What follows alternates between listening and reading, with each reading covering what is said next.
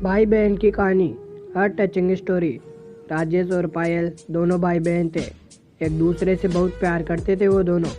उनके पास बहुत ज़्यादा संपत्ति थी, किसी भी चीज़ की कमी नहीं थी। माँ पापा राजेश और पायल की सारी इच्छा पूरी करते थे। राजेश गाड़ी चलाना सीख रहा था, उसके पास एक शानदार गाड़ी थी। थोड़े दिन बाद पायल की शादी हो गई। अमीर घर में उसकी शादी की। मायके वालों से भी ज़्यादा पायल के ससुराल वाले अमीर थे। राजेश भी अब बड़ा हो गया था, उसकी शादी बाकी थी। परंतु अचानक उनके पिता की मौत हो गई और कुछ दिनों बाद माँ की भी मृत्यु हो गई। राजेश अब अकेला रह गया था। पायल भी 4 दिनों के लिए मायके आई थी, पर वापस भी चली गई अपने ससुराल।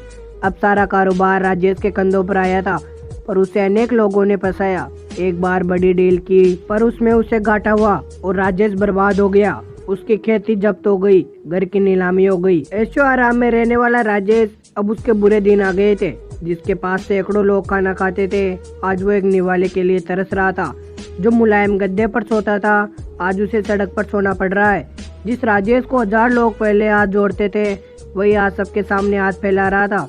राजेश ने सोचा अपनी बहन के पास जाए, लेकिन अमीर बहन के पास भिखारी जैसे कैसे जाऊं?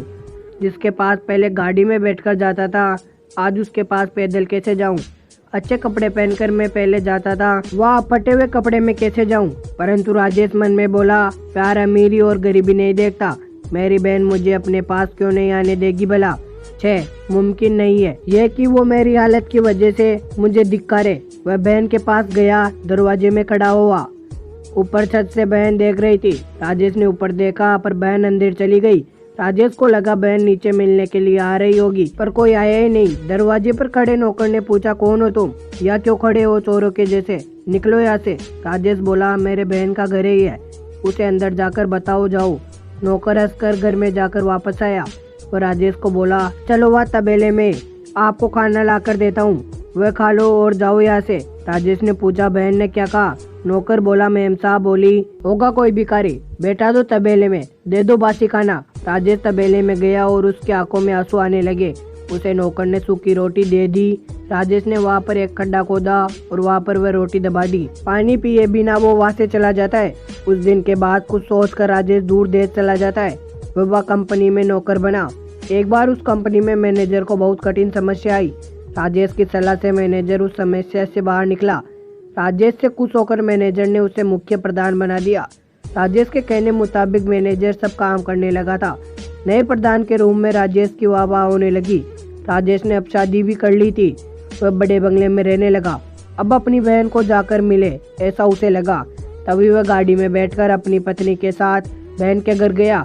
अपने से आगे अपने आदमी को बहन को इसके आने का संदेश बताने के लिए भेजे। आदमी ने जब बहन को ये सूचना दी तो बहन एकदम से उठी।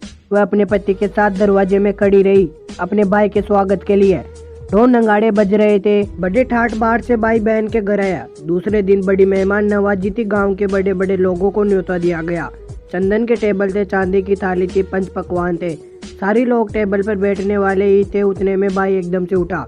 सारे चकित हो गए, क्या हुआ? सब पूछने लगे और राजेश एकदम से तबेले में गया। वहाँ पर उसने खड्डा खोद कर जो रोटी उसमें डाली थी, उसने वो रोटी निकाली। पायल राजेश को बोली, भैया ये क्या पागल जैसी हरकतें कर रहे हो? वह बोली, दीदी तुम्हारा भाई को बैठने के लिए तबेला और खाने के लिए बासी रोटी ही योग्य है। ये सब भाई के लिए नहीं है। ये मेहमान नवाजी भाई के लिए नहीं है। ये सारा मान सम्मान भाई के लिए नहीं है। ये सब तुम मेरे पैसों की वजह से कर रही हो। ये सब सुनकर पायल को अपने उस बुरे बर्ताव की याद आई जो कभी उसने अपने गरीब भाई के साथ किया था। उस अपने किए को पछतावा होने लगा। उसने राजेश के पैर पकड़े और बोली, भैया भूल हो गई मुझसे, आप अपनी इस नादान बहन को माफ नहीं करेंगे क्या? वापस नहीं करूंगी ऐसा, आपके प्यार को नहीं भूलूंगी भैया, क्षमा करो मुझे और घर में चलो भाई। राजेश ने पायल के आंसू पहुँचे। वापस कभी भी पायल ने किसी को भी तुच्छ नहीं समझा। बाहर की संपत्ति जो आज है कल नहीं, सच्ची संपत्ति प्यार है, वह कभी भूलना नहीं चाहिए। ऐसे वह सभी को बोलती रही।